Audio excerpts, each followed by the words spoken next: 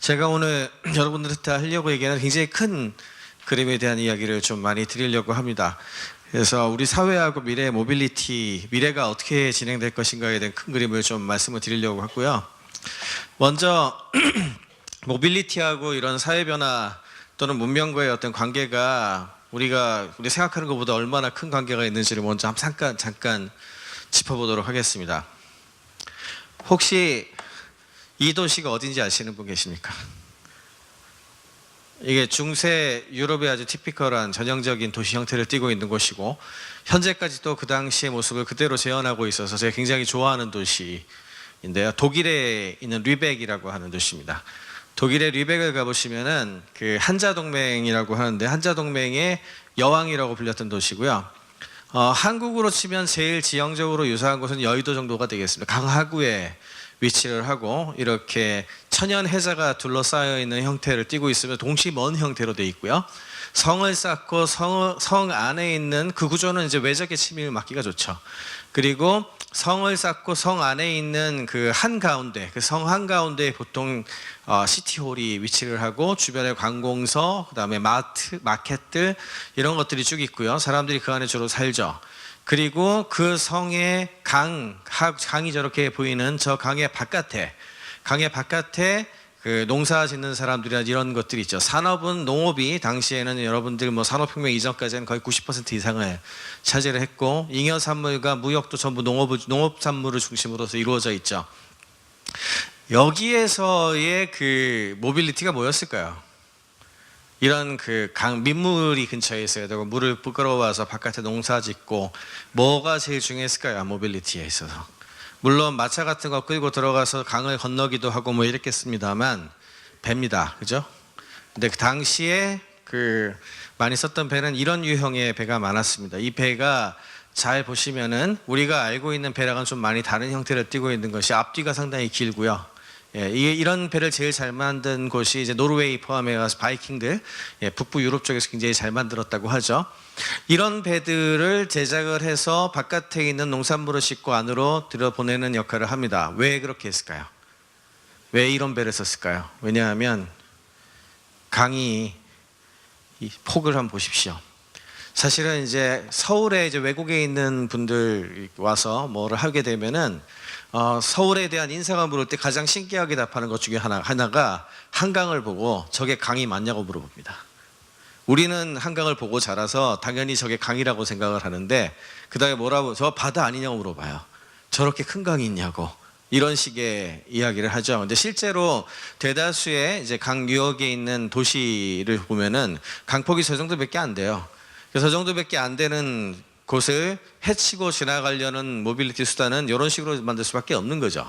그리고 이런 것들을 잘 만들어야 도시 침략도 가능하고, 예를 들어서 바이킹이 파리를 침략할 때도 그랬고, 그런 부분들을 갖춘 것들이 세계의 강대국이 됐으며 그들에 의해 가지고 도시가 발전을 하죠. 이게 이제 소위 얘기하는 농업시대에서부터 대략 10한 3세기 정도까지의 대세도시, 전 세계 문명을 좌지우지했던 대세도시의 모습입니다.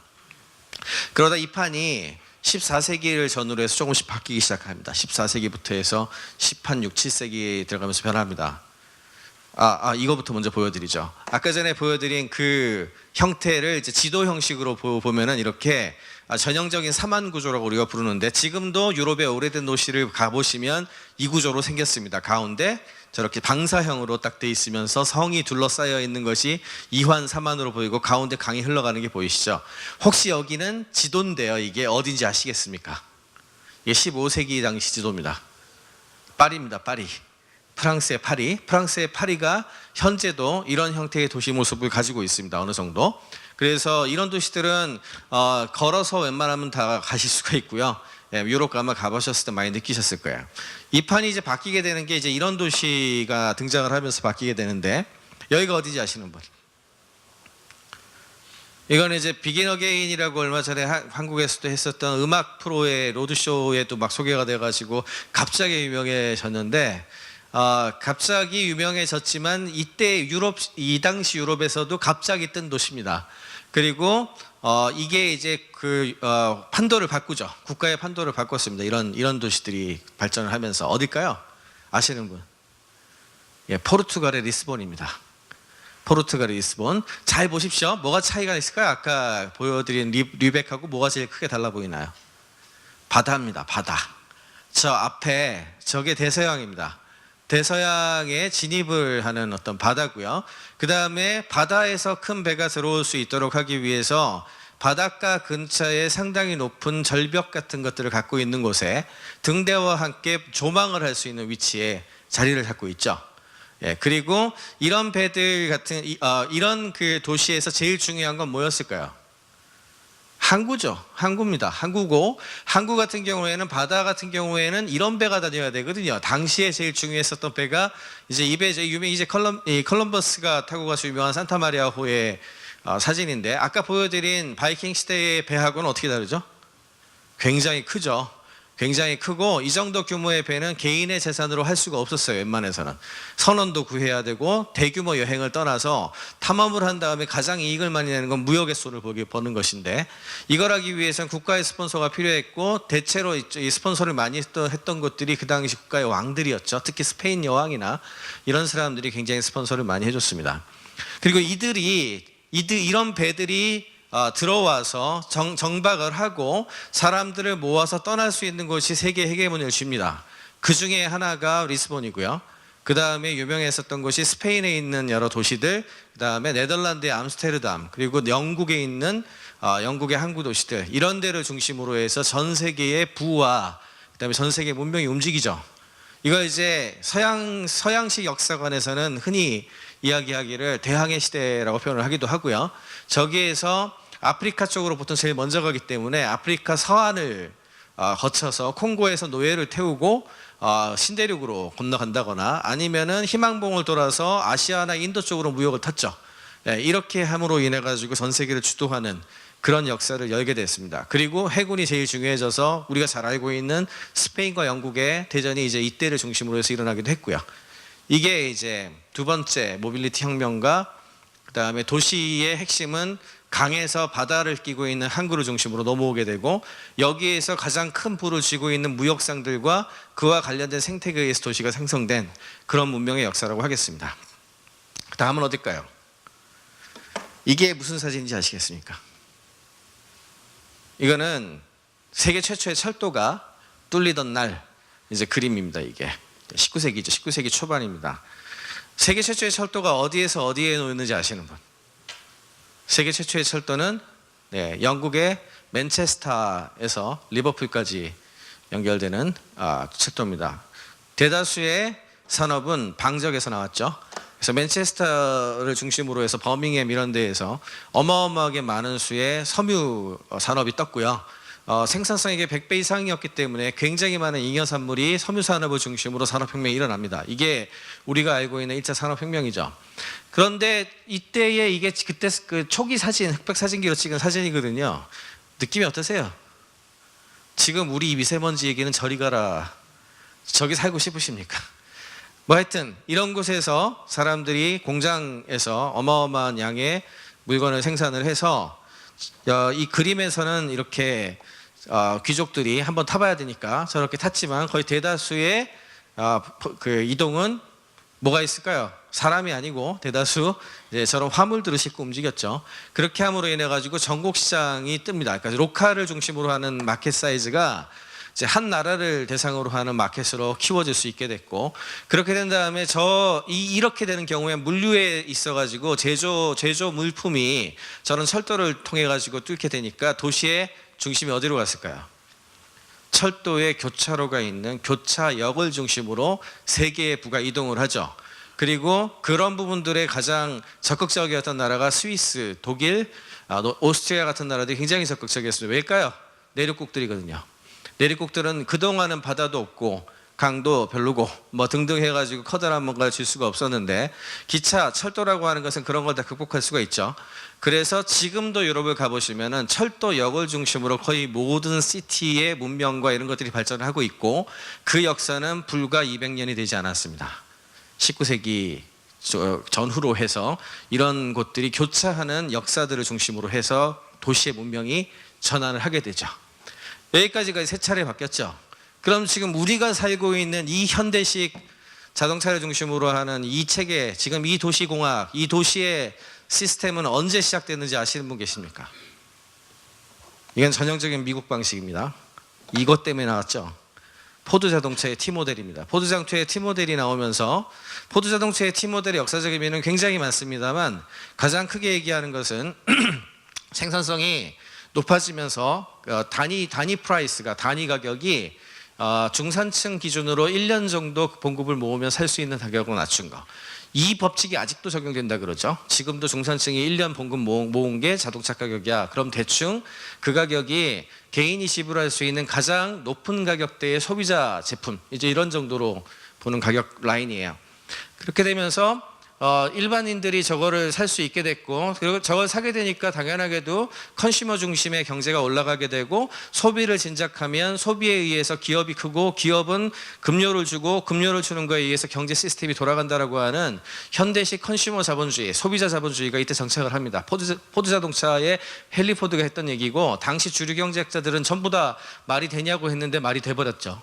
그 이후에. 그래서 이게 그 포드 자동차가 이끌어내는 혁신이고, 도시의 시스템은 어디에서 갖춰졌는지 아십니까? 현대식 우리가 알고 있는 이런 국토개발부가 어떤 지역 같은 것도 나누고, 여기는 무슨 뭐 하는 데고 저기는 뭐 하는 데고 도로는 뭐고, 이런 시스템은 언제 제일 먼저 갖추어지기 시작했을까요? 이거는 이제 취지를 못 드립니다. 저 답이 보여가지고 현대 이제 시카고라고 하는 미국 도시가 이제 그 역할을 담당하게 되는데, 시카고는 오데호라고 하는 미국에 있는 그 커다란 호수의 가장 서쪽에 있는 호수인 미시간호의 서안입니다. 그리고 시카고의 입지적 위치가 중요한 이유는 위스콘신이나 아이오와 이런 오하이오 이런 주에서 대규모 평원에서 지어지는 옥수수를 바탕으로 하는 곡물 곡창지대가 시카고에 집산을 했다가 여기에서 소비지인 동부 해안, 뉴욕이나 보스턴으로 이송을 시켜야 되거든요. 그럼 이때 어떻게 이걸 이동해야 되겠습니까? 초기에는 미시간 호수에 배를 띄웁니다. 배를 띄워가지고 열심히 가면 오데호의 가장 동쪽 호수인 이리 호수까지 가죠. 이리 호수에서 이제 동부에 있는 주요 도시한테 공급을 해야 되는데 어떻게 했을까요? 예, 무식하게 운하를 뚫습니다. 이게 그 유명한 이리 운하죠. 뉴욕주와 이리호를 연결하는 이리 운하를 뚫게 되고, 그렇게 되니까 배 다음에 운하를 거쳐서 미국 동부로 공급할 수 있는 라인이 건설이 됐죠. 그리고 이것 때문에 미국이 발전한 굉장히 하나의 토대가 됐다고 봤기 때문에 전전정부에서 뭐 문화도 파시고 그랬죠. 뭐 그게 수백 년 전 얘기입니다. 그러니까 그 다음에 그 뉴올리언즈나 남부 쪽에는 시카고에서 철도를 뚫었습니다. 그래서 그쪽으로 해서 보냈죠. 그랬는데 정작 가장 큰 문제가 된 곳은 이런 허브가 된 시카고라는 도시가 밑에 있는 그 지질이 좋지가 않아서 하수도가 제대로 설치가 안 됐을 경우에 전염병이 많이 돌고 뭐 이런 인구 50만 이상을 감당하기 어려운 도시 인프라를 가진 곳이었어요. 그런데 이렇게 집산이 되니까 사람들이 모여드니 이 사람들이 살 수 있도록 만들어줘야 되는 어떤 기관을 했어야 했는데, 그래서 제일 처음 공학이 만들어지는 토목공학이 이때 시작이 되죠. 이때 토목공학의 기술이 얼마나 대단했냐면은 공병대에서 만들어졌던 기술이 처음으로 토목과 도시로 이어지게 되는데, 사람들이 저 건물에서 자고 있는 동안에 우리 자동차 들어올리는 이거 아시죠? 그거 1m짜리로 들어 올려가지고 자는 동안에 1km를 옮겨서 내려놓고 하수도 깔고 다시 다음날 들어 올려가지고 밤중에 그 자리에 갖다 놓고 이 짓이 가능했다 그래요. 그것이 가능했고, 그 다음에 그런 작업을 하면서 세계적인 존벅 같은 회사가 나오게 되고요. 존벅 같은 회사가 지은 게 바로 우리가 알고 있는 마천루라는 기술이에요. 그래서 초고층 건물을 지을 수 있는 인프라. 그래서 지금도 시카고는 건축학의 성지죠. 건축학 하신 분들은 아마 다 아실 거예요. 가서 초창기에 초거대 그 마천루를 누가 어떻게 지었나에 대한 것들을 보게 됐고요. 이렇게 되니까 그 내부에 있는 인구가 크게 늘게 되는데, 이 사람들이 한 사람씩 차를 다 갖고 다녔다면 어떻게 되겠습니까? 이제 큰일 나겠죠. 그래서 시카고에 이제 기본 지하로 다니는 지하철, 그 다음에 모노레일 형태 위에서 움직이는 형태, 시내의 교통, 이런 여러 가지 것들이 모두 구획이 되기 시작을 했고요. 여기에서 도시공학과 그 다음에 우리가 알고 있는 건축건설의 가장 기본이 형성이 됩니다. 이게 불과 100년 된 얘기입니다. 100년 전에 만들어진 이 도시의 샘플이 전 세계로 카피가 되기 시작을 했어요. 여기서 끝이냐? 아니요. 그로부터 60년 뒤 1960년 70년대에 또 한 차례 큰 변화의 경랑이 일입니다. 이때의 가장 큰 변화를 이끌어냈던 것은 프리웨이 건설과 함께 문화적인 역할도 많이 있었어요. 특히 도심지에 살고 있었던 사람들이 굉장히 이런 삶보다는 나 자신의 집을 갖고 싶어하는 사람들이 굉장히 많았고, 그 사람들이 마이카를 가지고서 서버번, 그 소위 위성도시로 이주를 해서 거기에 조금 더 땅값이 싸니까 그쪽에다가 내가 살 수 있는 자리는 마련하고, 그리고 일자리는 여전히 도심에서 하고, 소위 러시아워를 중심으로 하는 출퇴근을 하는 셋업이 만들어지기 시작을 하고, 대신에 집을 짓기 위해서는 돈이 필요하잖아요. 돈에 대해서 모기지라고 하는 론이 처음으로 개발을 되면서 프레디 맥과 페니웨이랑 국영기업이 그에 대한 보증을 하고, 은행들이 돈을 먼저 구워주니까 건설업이 뜹니다. 왜냐하면 먼저 투자가 된 다음에 20-30년 동안 나눠 갚으라는 형식의 건설금이 일기 시작을 해서 교외로 다 이전하기 시작하죠. 그리고 이렇게 이전한 사람들에 의해서 나타나는 변화는, 그들은 차를 가지고 다니고 있기 때문에 쇼핑을 하더라도 어딘가 모여 살 수밖에 없게 되고, 그래서 월마트가 되죠. 월마트 같은 마트 형태의 그런 몰 구조가 진행이 되기 시작하고, 베드타운과 일하는 곳이 나누어지기 시작하니까 러시아워라고 하는 개념이 나오고, 그런 시스템을 잘 적용하기 위한 고속도로를 건설한다든지 뭐 이런 패러다임이 1960, 70년대를 지배하면서 전 세계적인 표준으로 자리 잡기 시작을 하죠. 이게 우리나라에 언제 들어왔을까요? 연상되는 거 있지 않으세요? 이게 분당과 일산이잖아요. 제1기 신도시가 이런 형태의 컨셉이 제일 처음 들어온 어떤 개념이었고, 그전에는 이런 개념이 아니었죠. 사실은 우리가 살고 있었던 1차 시카고하고 비슷한 모델에서 이런 형태로 넘어오게 되니까, 근데 좀 다른 점이 있다면, 이 당시에 교회관 선봉을 일으켰었던 캘리포니아를 중심으로 하는 도시의 체계는 이런 거였어요. 백야드가 있고, 그 다음에 자기 앞에 창고, 차를 놓을 수 있는 한 차고가 있고, 스트리트에 거리에 파킹할 수 있는 한 대 정도로 놓을 수가 있는 구조를 무수하게 복제해서 이렇게 커뮤니티 위성 시티들을 만들어서 인구 5만에서 한 20만 사이 정도 되는 도시가 확 늘어나는 거죠. 이게 소위 얘기하는 시스템이었는데, 대한민국은 이렇게 했다가는 뭐 사람들한테 집을 줄 수가 없죠. 그래서 우리나라는 이거가 이제 거대한 훨씬 더 많은 가구 수가 들어가는 아파트가 대체한 것이 가장 큰 차이점이라고 할 수가 있겠습니다. 제가 이 이야기를 왜 이렇게 길게 말씀을 드렸을까요? 이게 변하려고 하니까 그렇죠. 무슨 말씀이냐 하면은, 모빌리티의 변화는 그냥 단순히 차량 공유 좀 하고 전기 좀 쓰고 뭐 이런 얘기가 아니에요. 그런 얘기가 아니고, 도시의 판도를 바꾸고요, 우리가 살아가는 방식을 바꾸고요, 그동안 믿어왔던 거의 모든 것들을 바꿀 수 있는 그런 파괴력을 가진 거예요. 그것을 역사가 증명하고 있어요. 역사가 증명을 하고 있고, 그런 부분들에 대한 충분한 이해를 바탕으로 해서 여러분들이 여러 생각들을 해줘야 되는데, 그냥 마치 1970년대 개발 독재 당시처럼 특정한 산업을 하나 키우면 그거에 의해서 돈을 벌고 특정한 일자리가 좀 만들어지고 뭐 이런 차원으로 접근을 하면 큰일 납니다. 그런 종류의 얘기가 아니거든요. 한 10분 정도 남았는데 짧게 퓨처에 대한 얘기 한번 가볼까요? 퓨처에 대한 데이터라든지 이런 것들은 앞으로 발표되는 거에서도 많이 나올 거라서, 그런 것들 흔히 나오는 거는 제가 좀 많이 얘기를 안 드릴 거고요. 제가 많이 가져오는 그래프가 이건데요. 이거 뭔지 아십니까? 운전면허 따는 비율입니다. 특히 나이별로 운전면허 따는 비율인데요. 운전면허 자체를 안 땁니다. 지금 젊은 사람들이, 특히 미국에서. 한국이나 일본도 크게 다를 거라고 생각하지 않습니다. GM 같은 경우에 이거에 대한 굉장히 큰 두려움이 있어가지고 MTV 같은 데다가 용역 의뢰해서, 도대체 지금 이 차이가 거의 2배 가까이 벌어지는 게 현재의 20대하고 30대의 차이가 극명하게 벌어지거든요. 그걸 기점으로 딱 나뉘어요, 세대가. 그래서 20대 이하는 왜 이렇게 안 따니? 라고 물어봐가지고 지금 현재 크게 3가지 정도 가설 정도가 나오고 있는데, 한국에다가는 이거를 쓰잖아요. 이 이야기를 쓰잖아요. 댓글이 뭐가 제일 많이 달리는지 아세요? 젊은이들이 가난해서 차 살 돈이 없어서라고 나옵니다. 이걸 제일 많이 써요. 근데 그거는 우리나라 젊은이들이 쓰는 이야기고, 팩트로는 그게 중요하다고 생각하고 있지는 않고 있어요. 팩트는 어떤 걸로 더 많이 보고 있냐? 물론 그것도 일정 정도 영향을 미치겠죠.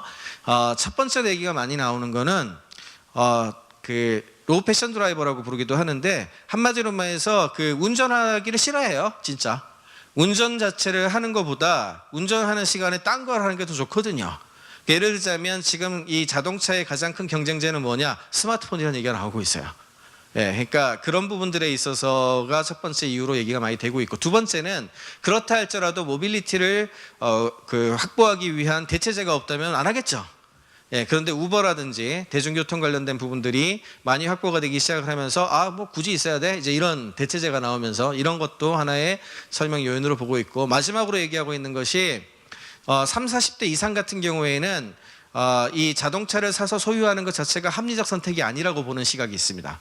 무슨 얘기냐? 이게 부의 상징이자 저도 가만 생각해 보니까 내가 저걸 얼마나 타는데 저 차를 몇 년 탄다고 사가지고 보험료 내고 등등등등 해서 월 얼마씩 쓰고 있지 계산을 하면 저 돈이면은 계속해서 모범 택시를 타고 다녀도 덜 쓰는 것 같은데 생각도 들고 막 이런 합리적 판단이 아니거든요. 그런데 왜 그걸 가지고 있냐? 자산으로서의 특징과 자랑하고 싶은 이런 게 있거든요. 근데 여기 여성분들 계시면 아시겠지만, 예를 들어 내가 구찌 가방을 들고 나가는데 아무도 구찌인 걸 몰라. 그리고 그걸 왜 샀냐고 물어봐. 사실래요?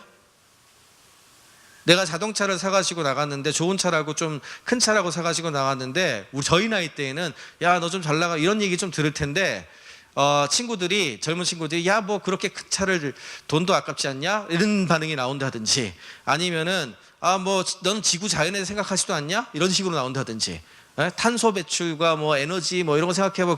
사갖고 해서 되게 기분 나빠 사겠습니까? 그러면 무슨 말인지 이해가 되시죠? 요런 게 지금 정답은 있지 않지만 복합적으로 작동한다고 보고 있어요. 이런 몇 가지 이유가 복합적으로 작동해서 그러면 운전면허 자체를 안 따네 뭐 이런 거죠. 또 하나는 에너지 믹스처에 대한 얘기인데, 독일에서 이제 진행했었던 프로젝트죠. 원래 기존의 제목은 넷제로 하우스라고 해서 4인 가구 기준으로 집에서 생산하는 전기량만큼 소비를 맞추는 겁니다. 이게 이제 넷제로 하우스였는데, 이 목표가 2012년에 달성이 돼버렸어요. 예, 두 가지로 달성이 됐죠. 하나는 저렴하게 전기 소비량을 줄이는 거가 생각보다 빨랐고, 그 다음에 에너지 효율도 올라갔고, 그래서 두 개가 2012년에 달성을 해버렸는데, 그 다음부터는 하우스 플러스 이피션시라 그래가지고 집에서 에너지가 남아요. 이런 형태의 집이 됐을 때, 그렇게 되면은 남는 전기를 어떻게 할 것인가라는 숙제가 나오죠. 남는 전기와 관련된 거에 있어가지고 세 가지 답안이 나왔는데, 첫 번째는 우리나라로 치자면 한승 같은 회사에서 남는 거 사주자. 그러면 남은 거에 대해서 마치 우리가 농사 짓듯이 태양과 이런 걸 이용해가지고 파는 거니까, 그 개념이 일단 첫 번째로 나오기, 이게 제일 쉬운 거죠. 사줄 그 큰 기관이 있으니까. 두 번째는 모자란 집, 아직 저렇게 안 된 집하고 잘 된 집하고 둘이 서로 마이크로 그리드로 왔다 갔다 하게 하면은 수요 공급에 의해서 맞출 수 있지 않냐라고 하는 이 두 번째 방법이 있고, 세 번째 개념이 뭐가 나오냐 하면은 일렉트릭 모빌리티라고 하는 개념이 나와요. 이게 뭐냐 하면은 남는 것을 만약에 저게 이제 세대의 4인 가족 기준 세대인데요. 경차 한 대, 그냥 차 4인승 차 한 대, 그 다음에 2인승 경차 스마트 차종인데요. 한 대, 바이크 한 대, 이렇게 세 대를 남는 거를 충전한다고 했을 때 하루에 확보할 수 있는 킬로미터 수가 어느 정도 되느냐. 이게 왜 중요할까요? 여러분들이 생각하기엔 자동차가 굉장히 자기 거라고 생각하시고 마음대로 움직일 수 있다고 생각하실지 모르겠지만, 주유소 문 닫아보세요. 움직일 수 있나? 못 움직이죠. 그리고 전송되는 전기를 이용해서 뭔가를 한다고 생각을 해보세요. 그러면 원자력 발전소가 문을 닫았어. 아니면 뭐 전쟁이라도 났어. 그래서 전부 공급이 안 돼. 그럼 다 문 닫아야 돼요. 아무것도 안 돌아가요. 이해가 되시죠? 전기자동차가 왜 중요하냐? 전기자동차의 경제성 때문에 중요한 게 아니고, 사실은 주유소 같은 인프라를 필요로 하지 않기 때문에 그래요. 주유소 같은 인프라를 필요로 하지 않고, 필요로 한 곳에서 어느 곳이나 다 연결해서 쓸 수 있는 패러다임이기 때문에 그렇습니다. 생산도 자유롭게 할 수 있고, 소비도 생각보다 독립적으로 할 수 있고, 이렇게 되면 커뮤니티의 레질리언스라고 부르는데 회복 탄력성이 올라가게 되고, 커뮤니티를 중심으로 하는 지역사회 발전이 일어나게 되죠. 그래서 이런 변화 같은 것도 좀 지속이 되고 있죠. 이건 넘어갈게요. 또 하나는 이제 공유를 막 하기 시작을 했죠. 공유를 해서 릴레이 라이드 같은 서비스를 GM이 인수를 한다든지, GM이 이제 릴레이 라이드를 인수를 할 때 이거 어떻게 하는 거냐 하면은, 내가 차량이 있는데 GM 몬스타를 장착을 하고 나서 내 차는 언제부터 언제까지 쓸 수 있어요라고 허용을 하게 되면, 다른 사람이 가지고 그 차를 테이크를 해가지고 이렇게 문을 열고 들어가가지고 운행을 하고, 그거를 택시 비용 하듯이 주는 거예요. 그러니까 지금의 우리 소카 같은 것보다 더 앞서 있죠. 왜냐하면 기존에 차 가지고 있던 사람이 거기 시스템 넣어갖고 가는 거니까. 그럼 이런 회사를 GM이 인수를 했을 때 기자가 뭘 물어봤을까요? 여러분이 기자예요. 뭐 물어보실래요? 뭘 물어봤냐? 아니 저런 걸 사람들이 다 하면 기존에 있던 차를 계속 활용하게 되니까 니네같이 자동차 만드는 회사 차를 안 살 거 아니냐. 그러면 이걸 왜 하냐? 라고 물어봤죠. GM에서 뭐라고 대답했을까요? 우리가 안 해도 남들이 할 거야. 그럴 바에야 우리가 하는 게 낫지. 무슨 말인지 이해가 되시죠? 이제 그런 접근을 통해 가지고 했고, 실제로 지금 현재 공유자동차 같은 경우에 공유자동차 서비스 세계 1위 하는 곳이 불과 한 몇 년 정도까지 전 정도까지만 하더라도 집카라고 하는 것이 1위를 했었는데 지금 어디가 1등인지 아십니까? 다임러에서 스피노프로 만든 카투고라고 하는 기업이 1등입니다. 다임러는 메르세데스 벤츠를 만드는 기업이거든요. 그리고 올해 CES 키노트를 보시면 아시겠지만 이 카투고의 실적을 제일 먼저 얘기합니다. 그 이야기는 이제 더 이상 제조를 중심으로 한 패러다임이 아니라는 얘기예요. 당연하게도 이제 이런 시스템이 잘 되기 위해서는 비이클 간의 커뮤니케이션이라든지 자율주행 요소 뭐 이런 것들도 많이 들어가야 되고요. 여기에 대해서도 패러다임이 크게 두 개가 갈립니다. 구글 같은 곳에서는 인터넷 같은 서비스를 바탕으로 지도 같은 것들을 제대로 파악하고 특정 도시의 인프라를 제대로 이해를 한 다음에 서비스를 중심으로 해서 모든 걸 재편하겠다 라고 하는 생각을 가지고 있고, 그에 비해서 완성차 업계에서는 그런 식 싸움이 돼서 자기들한테 불리하거든요.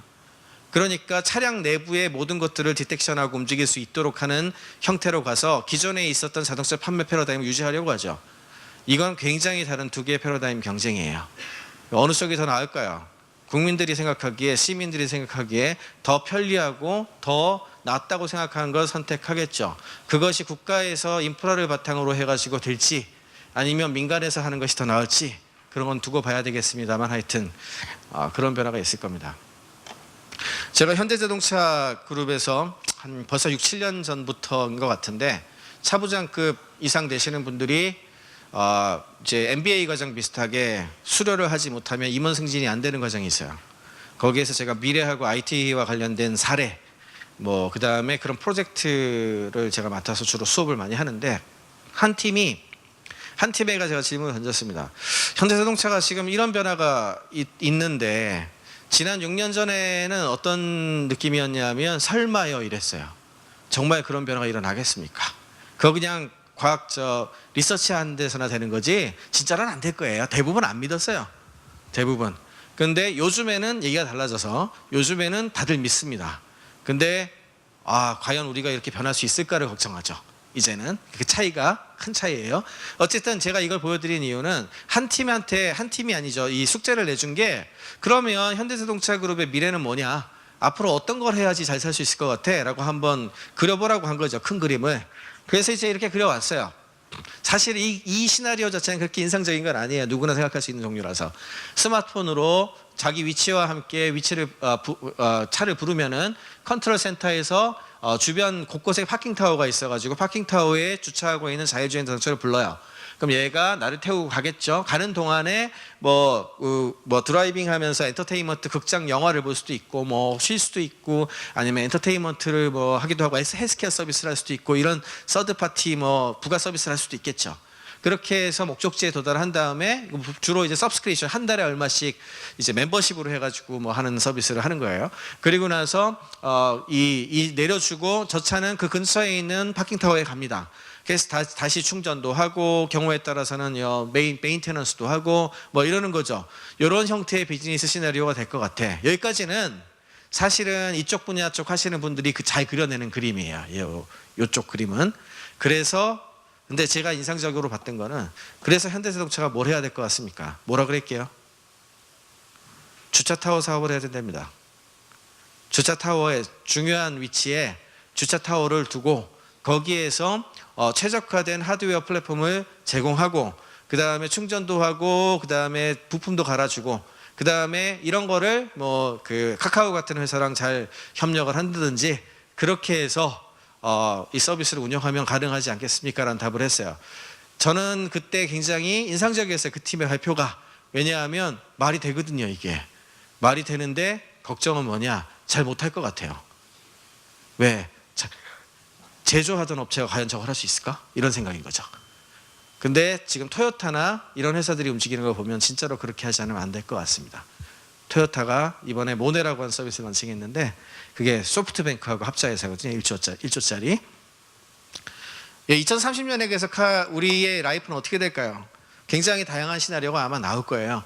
심지어는 이것만 변하는 게 아니에요. 제가 뒤에 있는 내용들은 우리의 라이프가 어떻게 변할까, 지배 구조, 그다음에 개인, 우리가 흔히 얘기했었던 그 베드타운과 그다음에 일하는 곳이 분리되는 것이 아니고 스마트 워크를 통해 가지고 같이 결합을 하고, 심지어는 위워크 같이, 위워크는 왜 나왔는지 아세요? 제일 처음에는 스마트 워크 같은 걸 하기 위해서 우리 집의 어떤 구조 같은 것들을 이걸 맞추기 위해서 이렇게 개조를 해서 중간에 공용 오피스 같은 것들을 두고, 그런 오피스들이 있으면은 최소한 내가 일하는 공간을 따로 만들기 위해서 노력을 하지 않아도 된다. 스마트 워크를 할 때 가장 큰 반발 중에 하나가 뭔지 아세요? 일할 공간이 있어야 되는데 집에 일할 데가 없어요. 애들 공부방은 있어도 여러분들 일할 공간 없다고요. 그럼 다 어떻게 합니까? 스타벅스 가서 일하잖아요. 나가서 일할 공간이 없으니까. 그래서 몇몇 그 가구당 하나씩 이런 공유 공간, 공유 오피스 같은 게 생기지 않겠냐. 그래서 이게 이제 당시의 이야기였는데, 이게 엉뚱한 대로 튑니다. 어떻게 튀었게요? 이게 처음 나온 게 2012년이었고, 얘기가 엉뚱한 대로 튄 거에 가장 큰 이니셔티브를 줬던 것이 구글이었어요. 왜? 사람들이 굳이 집을 저렇게 바꾸게 하는 것보다 회사를 집처럼 만들어주는 게 더 나을 것 같아 라고 해가지고 음식도 다 주고 쉴 수도 있고 잘 수도 있고 거의 그렇게 바꿔버립니다, 회사를. 그리고 그 패러다임이 페이스북한테 이어지더니 애플 캠퍼스 포함해서 전 세계 네로라 하는 회사들이 다 그렇게 공간을 바꿔버려요. 건축도 그렇게 해버리고요, 회사 공간을.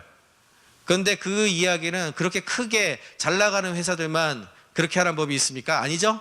예, 그래서 위워크는 어떻게 한 거냐? 그런 공간을 공유 형태로 해서 오피스로 만들어서 빌딩 전체를 바꿔서 구글이나 페이스북 같이 만들어 버렸어요. 그리고 입주를 시켰죠. 그러니까 새로 만드는 모든 상당히 많은 기업들이 위워크에 들어가게 된 거죠. 이게 왜 가능할까요? 그리고 거기에 멤버십에 있는 사람들은 전 세계 어디를 가더라도 그곳에서 일을 합니다. 이렇게 되면 돌아다니면서 일할 수 있게 되고, 젊은 사람들 같은 경우에 굳이 내가 집에 연연하지 않아도 되고, 이런 상황이 펼쳐지죠. 그런 사회에서 우리의 도시와 우리의 사회는 어떤 모습을 띠게 되겠습니까?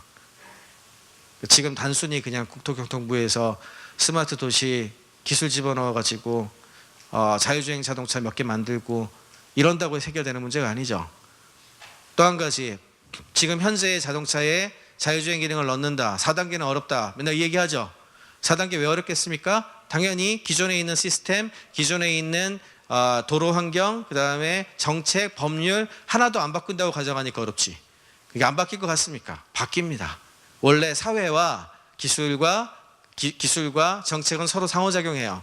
그렇기 때문에 아마도 그런 것들을 되게 쉽게 받아들일 수 있는 인프라로 바뀌게 될 거고요.